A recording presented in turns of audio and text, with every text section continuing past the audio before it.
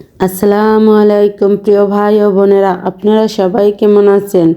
আশা করি আল্লাহর অশেষ রহমতে সবাই ভালোই আছেন। আলহামদুলিল্লাহ, আমিও আল্লাহর অশেষ রহমতে ভালোই আছি। আজকে আমি ঝাটকা ইলিশ মাছ ফ্রাই করব সম্পূর্ণ অন্যরকমভাবে। তাই দেখতে থাকুন কিভাবে আমি ঝাটকা মাছটা ফ্রাই করি। এখানে আমি ঝাটকা মাছ ফ্রাই করার জন্য ভালো করে ধুয়ে হলুদের গুঁড়া, মরিচের গুঁড়া, লবণ শুধুমাত্র এই তিনটে উপকরণ দিয়ে ম্যারিনেট করে নিয়েছি। আসলে ইলিশ মাছে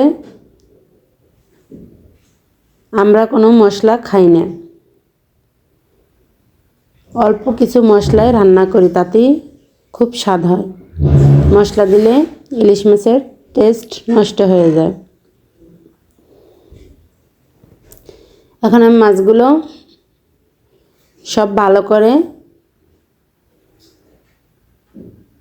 দিয়ে দিলাম ফ্রাই প্যানে। এখানে আমি তেলটা একটু বেশি দিয়েছি। যে কোনো মাছ ফ্রাই করার সময় তেলটা একটু বেশি দিলে মাছটা একবার ভিতর থেকে সুন্দর করে ফ্রাই হয়, খেতে অনেক মজা হয়।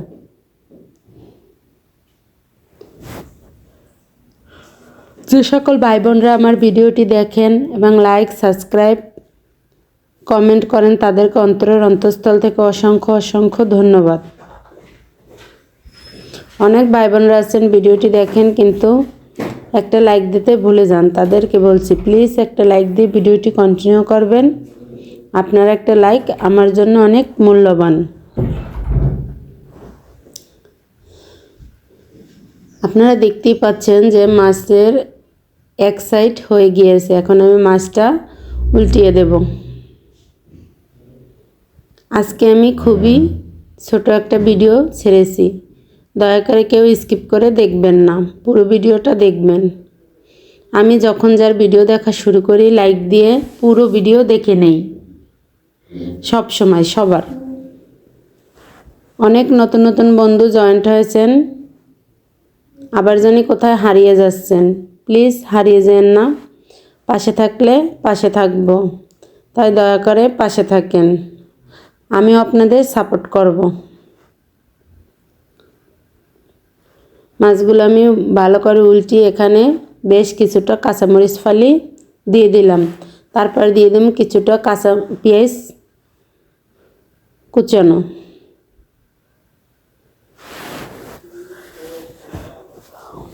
অনেক বন্ধুরা আছে আমি তাদের ভিডিও দেখলেও তারা আমার ভিডিও নিয়মিত দেখে না। এভাবে কি একে অপরকে সাপোর্ট করা যায়? তাই দয়া করে আমরা একে অপরকে সাপোর্ট করব। সাপোর্ট করলে সামনের দিকে এগিয়ে যেতে পারবো। তাই দয়া করে একে অপরকে সাপোর্ট করব।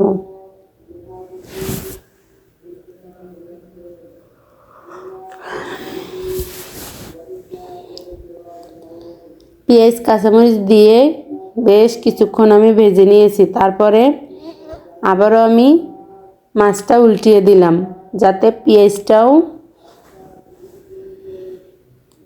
একটু উল্টে পাল্টে যায়।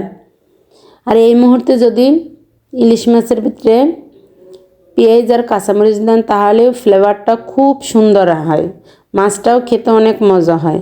তারপর মাছগুলো ভাজা হয়ে গিয়েছে, মাছগুলো আমি উঠিয়ে নিয়েছি। এখন আমি পেঁয়াজ কাঁচামরিচটাও একটু নেড়ে চেড়ে উঠিয়ে নিয়েছি। এর চেয়ে আর কালার করবো না, তাহলে খেতে মজা লাগবে না। এ দেখুন মাশাআল্লাহ, এটা খুব মজা ছিল। আবার দেখা হবে নতুন আর একটা ভিডিও নিয়ে। ততক্ষণ সবাই সুস্থ থাকুন, ভালো থাকুন। সকলের জন্য দোয়া রেখে আজকের মতন আল্লাহ হাফেজ।